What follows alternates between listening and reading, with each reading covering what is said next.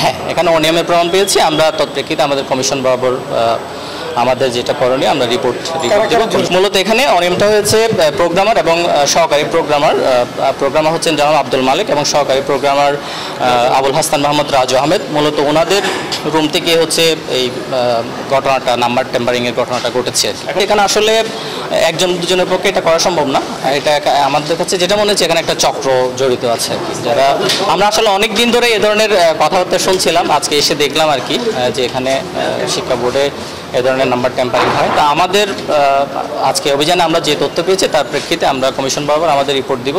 এরপর পরিপ্রেক্ষিতে কমিশন আমাদেরকে যে নির্দেশনা দেয় সেই নির্দেশনা অনুযায়ী আমরা কাজ করি। জন শিক্ষার্থীর বিরুদ্ধে আমরা তদন্ত করব না আপাতত আমরা কমিশনে আমাদের ফাইন্ডিংসে দিব। যদি কমিশন থেকে ওই ধরনের নির্দেশনা আসে তখন সেক্ষেত্রে সেটা পড়ে।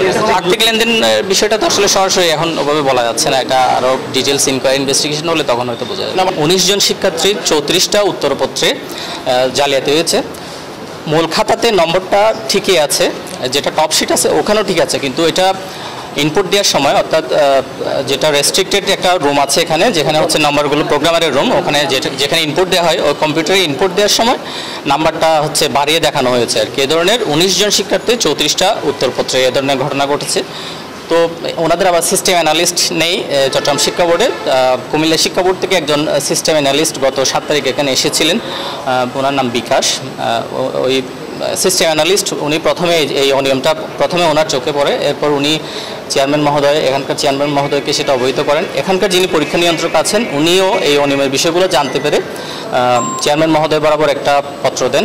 তৎপ্রেক্ষিতে এখানকার চেয়ারম্যান মহোদয় একটা তদন্ত কমিটি গঠন করেন। সেটা এই মাসের 18 তারিখ এটার তদন্ত প্রতিবেদন জমা দেওয়ার কথা ছিল, কিন্তু ওনারা তদন্ত কমিটি যারা সদস্য আছেন ওনারা টাইম এক্সটেনশনের জন্য আবেদন করেছেন। তৎপ্রেক্ষিতে আরও 15 কার্যদিবস সময় বাড়ানো হয়েছে আর কি। তো এটা ওনাদের ডিপার্টমেন্টাল তদন্তটা চলমান আছে।